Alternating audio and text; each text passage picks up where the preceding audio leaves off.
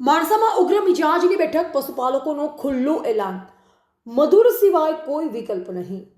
આજે માણસા ખાતે ફેડરેશન પ્રમુખ શ્રી અશોકભાઈ ચૌધરીની હાજરીમાં સંકલન સમિતિની મહત્વપૂર્ણ બેઠક યોજાઈ હતી, જેમાં વાતાવરણ તણાવપૂર્ણ અને ઉગ્ર રહ્યું. સંકલન સમિતિએ બેઠકમાં સ્પષ્ટ રીતે રજૂઆત કરી કે પશુપાલકોના હિતને ધ્યાનમાં રાખી માત્ર મધુર ડેરી મુદ્દે જ નિર્ણય લેવાશે અને તે માટે જે પણ જરૂરી હોય તે કરવા માટે સમિતિ સંપૂર્ણ રીતે તૈયાર છે.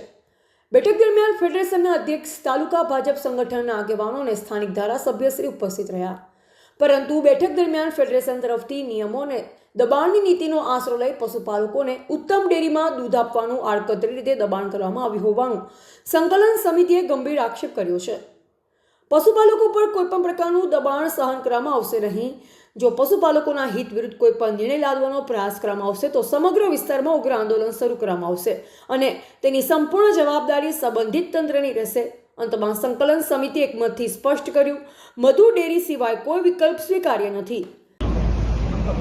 આજરોજ તારીખ 22/3/26ના દિવસે માણસા બેઠક બોલાવવામાં આવી.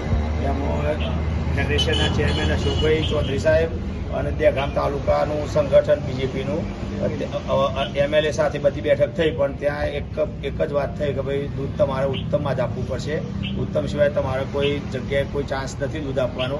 એ પ્રમાણે એક પ્રકારનું દબાણ કરવામાં આવ્યું કે ભાઈ ઉત્તમ દૂધ હશે, બાકી મધુરમાં તમારું દૂધ જઈ શકે નહીં. અને એનો અમે વિરોધ કર્યો છે અને આપણે ઉત્તમમાં દૂધ આપવાનું કોઈ દિવસ થતું નથી. આ પશુપાલન સંકલન સમિતિનો આ નિર્ણય છે ટોટલી. આજે અમે બધા અહીંયા માણસાની અંદર જ્યારે એમનું કાર્યાલય ભાજપનું હતું ત્યાં અમને સંકલન સમિતિને બોલાવવામાં આવી હતી. અને સંકલન સમિતિની જ્યારે અમારી જોડે જે ફેડરેશનના ચેરમેન હતા એમની જોડે અમારી ચર્ચા વિચારણા હતી. એ ચર્ચા વિચારણાની અંદર જે અમારો પ્રશ્ન માંગણી હતી એ માંગણી સ્વીકારવામાં આવી નથી. અને ભાજપની અંદરથી બધા અમુક જે હતા એ બોલી શકતા હતા કે ભાઈ તમે ઉત્તમની અંદર જ દૂધ ધરાવો, એની અમને ફરજ પાડવામાં આવે છે.